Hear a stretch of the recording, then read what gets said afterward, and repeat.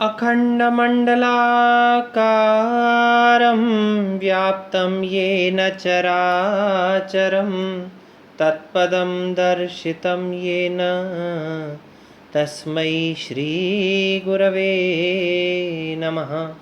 तस्मै श्रीगुरवे नमः।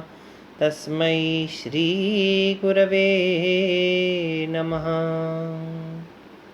प्रिय विद्यार्थियों, पिछली कक्षा में हम विभिन्न प्रकार के संस्कारों का अध्ययन कर रहे थे, जिसमें हमने देखा था उपनयन संस्कार।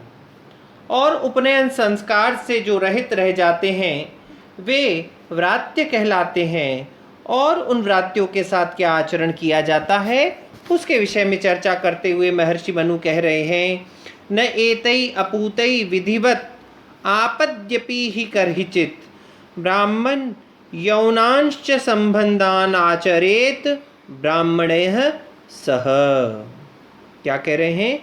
ही ब्राह्मण विधिवत अपूतै एतै सह आपदि अपि करहिचित ब्राह्मण यौनांच संबंधान न आचरेत। ब्राह्मणों को चाहिए कि जिस स्थिति में विधिवत अपूतै एतै, ये विधिवत अपूत रहे हैं, अपवित्र रहे हुए लोगों के साथ में क्या करे?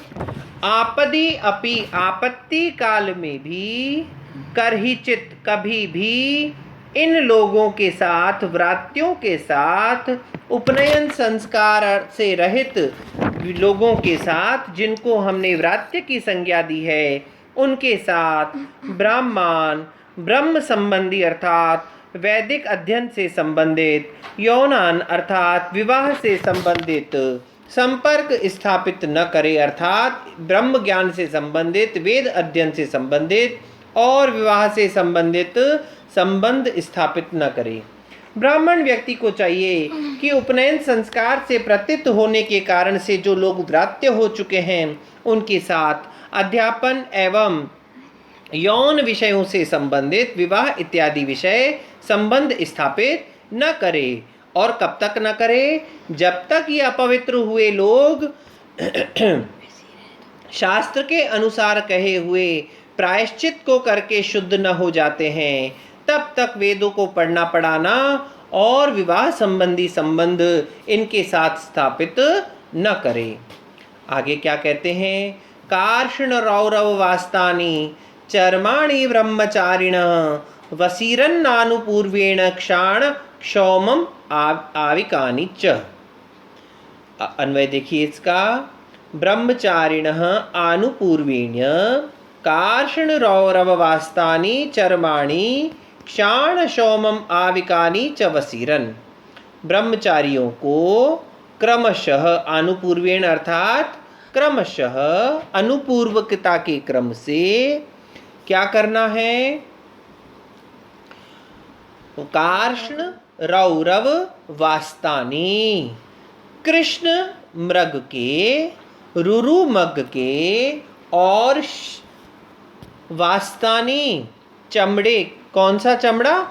बकरे के चर्म को, वस्त्रों को ओढ़ना चाहिए। क्रमशः अर्थात ब्राह्मण को कृष्ण मृग के चर्म को ओढ़ना चाहिए, क्षत्रिय को रुरु मृग के चर्म को ओढ़ना चाहिए तथा क्षत्रिय वैश्य को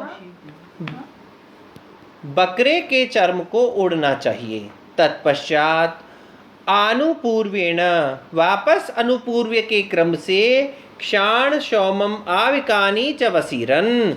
क्षाण अर्थात सन, जिसको पटसन भी कहा जाता है, क्षौम अर्थात रेशम और आविकानि बेड़ के बालों का वस्त्र पहनना चाहिए। ब्राह्मण को सन का वस्त्र पहनना चाहिए, क्षत्रिय को रेशम का और वैश्य को भेड़ के बालों का वस्त्र पहनना चाहिए। देखिए, जैसे वर्तमान समय में भी विभिन्न प्रकार के कार्य करने वाले लोगों की एक अलग ही वेशभूषा होती है, उस वेशभूषा के आधार पर ही उनकी पहचान हो जाती है। सफ़ेद वस्त्रों को देख करके अपने आप ज्ञात हो जाता है कि व्यक्ति कौन है, डॉक्टर है। लेकिन अगर खाकी रंग के वस्त्र पहने हुए हैं तो ज्ञात हो जाता है कि व्यक्ति पुलिस वाला है। तो उसी प्रकार से प्राचीन काल में भी ब्राह्मण, वैश्य और क्षत्रिय के वस्त्रों के भिन्नता के कारण से उनको दूर से ही पहचान लिया जाता था। तो ब्राह्मण को ऊपर कौन से वस्त्र ओढ़ने हैं? काले मृग का, और नीचे वह क्या पहनेगा? सन का वस्त्र पहनेगा। जबकि क्षत्रिय रुरु मृग का वस्त्र ओढ़ेगा तथा रेशम का वस्त्र पहनेगा। तत्पश्चात वैश्य जो है वह बकरे के चर्म को ओढ़ेगा तथा नीचे भेड़ के बालों से बने हुए वस्त्र अर्थात ऊन के वस्त्र को पहनेगा। फिर क्या बता रहे हैं उनके लिए?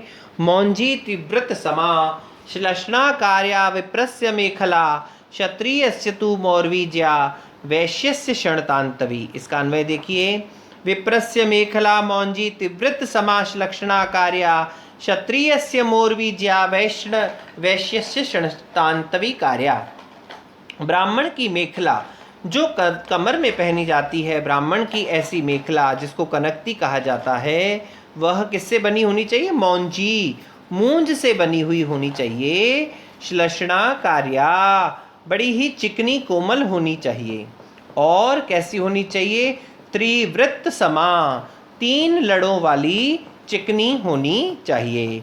फिर क्या कह रहे हैं? क्षत्रियस्य मौर्वीज्या, और क्षत्रिय की जो मेखला है, कनकती जो है, वह किसकी बनी होनी चाहिए?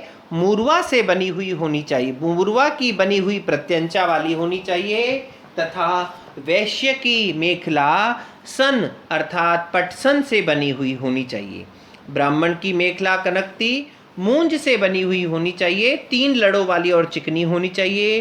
क्षत्रिय की मेखला मूर्वा की बनी हुई प्रत्यंचा से निर्मित होनी चाहिए तथा वैश्य की मेखला सन अर्थात पटसन से बनी हुई होनी चाहिए।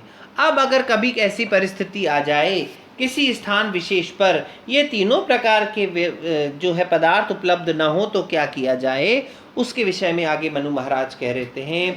मुंजा अलाभे तू कर्तव्या कुश अश्मंतक बल वजई त्रिवृता ग्रंथि नैकेन त्रिभी पंचभी रैव वा। इसका अन्वय देखिए। अन्वय में क्या कहा गया है?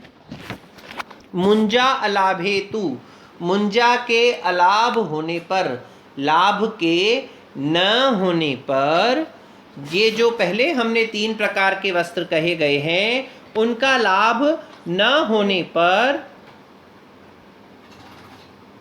विभिन्न प्रकार के जो वस्त्र कहे गए हैं उनके अलाभ, मुंजा इत्यादि के अलाभ होने पर क्या किया जाना चाहिए? मुंजा अलाभे तू, मुंजा इत्यादि के अलाभ होने पर क्या किया जाना चाहिए?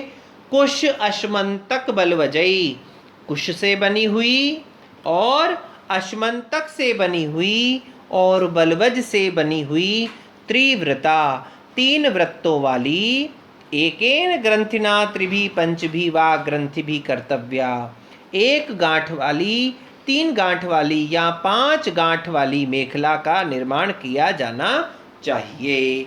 ब्राह्मण के लिए मूंज न मिलने पर दर्भ यानी डाभ की, और क्षत्रिय के लिए मूर्वा के अलाभ यानी अप्राप्ति होने पर अश्मंतक की, और वैश्य के लिए सन की प्राप्ति न होने पर बलवज नाम के तृण विशेष से बनी हुई, इन तिनकों से बनी हुई 3 लड़ों वाली मेखलाओं का निर्माण करके उनमें 1, 3 अथवा 5 गांठें लगा करके उनको पहनने का विधान किया गया है।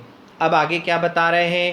कार्पासम उपवीतम स्या विप्रस्योर्ध्वम तिव्रत क्षणसूत्रमयम राज्यो वैश्यस्य आविक सौत्रितम। अब क्या बता रहे हैं?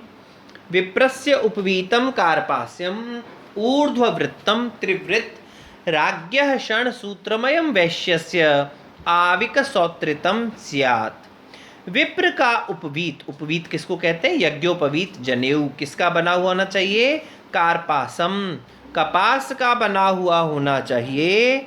और राज्ञः क्षणसूत्रमयम, क्षत्रिय का सन का, पटसन का बना हुआ होना चाहिए। वैश्यस्य आविक सौत्रितम, और वैश्य का भेड़ की ऊन का बना हुआ यज्ञोपवीत होना चाहिए। फिर क्या कैसा होना चाहिए? ऊर्ध्ववृत्तम त्रिवृत, 3 बल वाला तथा दाहिनी बाहु से ऊपर की ओर बल दे करके बट दिया हुआ होना चाहिए। 3 वृत्त वाला तथा 3 लड़ी वाले के साथ में ऊपर की ओर ऊंची गांठ वाला होना चाहिए, अर्थात उसको दाहिने बाहु से बल दे करके बांट दिया जाना चाहिए। तो आज हमने देखा कि ब्रह्मचारियों को, अगर वो ब्रह्मचारी ब्राह्मण है तो उसको कौन सा वस्त्र नीचे पहनना है और कौन सा वस्त्र उसको ओढ़ना है, किस प्रकार की उसको मेखला पहननी है और किस प्रकार के उसको यज्ञोपवीत को धारण करना है, इन विषयों को हमने आज देखा। अब ब्राह्मण किस प्रकार का दंड हाथ में धारण करेगा, उस दंड का आकार प्रकार क्या होना चाहिए, उसकी ऊंचाई कितनी होनी चाहिए और वह किस वृक्ष की लकड़ी से बना हुआ होना चाहिए, इसके विषय में शास्त्रों में क्या विधान किया गया है, इस प्रकरण पर मनु महाराज ने क्या चर्चा की है, इस विषय में हम चर्चा अगली कक्षा में करेंगे। तब तक के लिए ओम शम।